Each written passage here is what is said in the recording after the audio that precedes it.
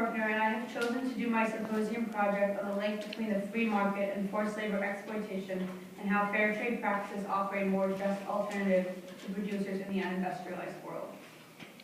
This past Christmas, the New York Times released an article about 14 children being rescued from forced labor, subpar working conditions, and violence threats in New Delhi, India.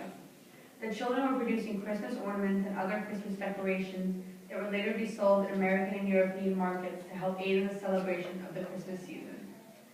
Christmas decorations are just one example of the wide range of the products that come as a result of forced labor trafficking. According to the International Labor Organization, forced labor exploitation is a wide and prevalent problem that exploits approximately 21 million annually, 12.3 million of whom are actually trafficked. Gapminder.org allows the researcher to understand that the increase of forced labor positively correlates with the expansion of per capita income in the United States since 1820. Antislavery.org also estimates that there are now about 14.2 million exploited by private corporations alone by means of capitalism in the free market setting. Forced labor exploitation produces many of the goods that Americans consume daily. Capitalists with the goal of profit operate through the free market system in business endeavors as they reach a consumer population. Forced labor exploitation is common in the production of cocoa, coffee, diamonds, coal, and bricks, to name a few.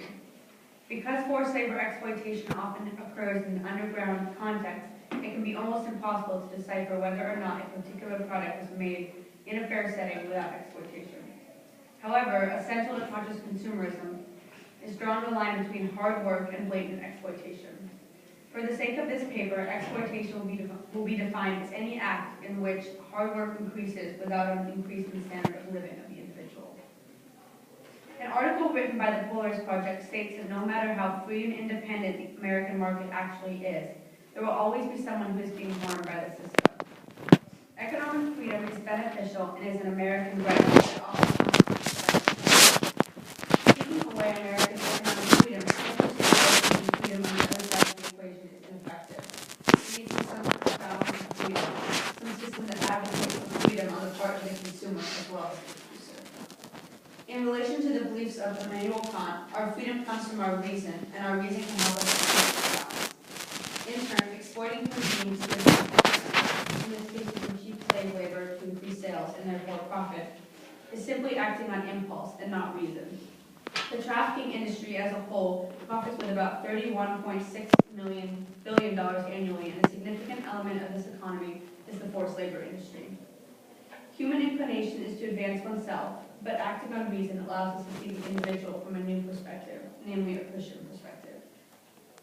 Genesis 2:7 says that God formed the man from the dust of the ground and breathed into his nostrils the breath of life, and the man became a living being. God has given us our life, and we are obligated to honor the image of God that exists within others and within ourselves. We are imprinted with God's qualities and his likeness, and God finds inherent value in each human being. We must respect the image of God that exists within each person, and exploitation does not respect this value. According to Genesis 1:28, all humans are equal and no one group is above the rest. God puts all humans in dominion over the earth together. Fair trade is an economic system that provides fair compensation to poor producers and emphasizes worker rights, sustainability, and direct relationship between producer and consumer.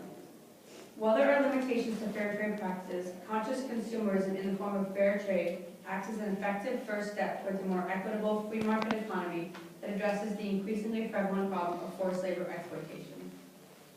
Furthermore, fair trade organizations, as well as other non-governmental organizations, can be improved by means of education of the producer as well as the consumer, so that there can be more of an understanding on what exploitation is and what it entails. This understanding will help to curb forced labor exploitation in time. As the consumer is educated on what comes from forced labor and as obligation is understood, the market for goods produced by exploitation will decrease and conscious consumerism will increase. Of course, this will be a gradual process, and fair trade is simply the first step. Over time, as the producers are educated, they will become less susceptible to exploitation. Thank you.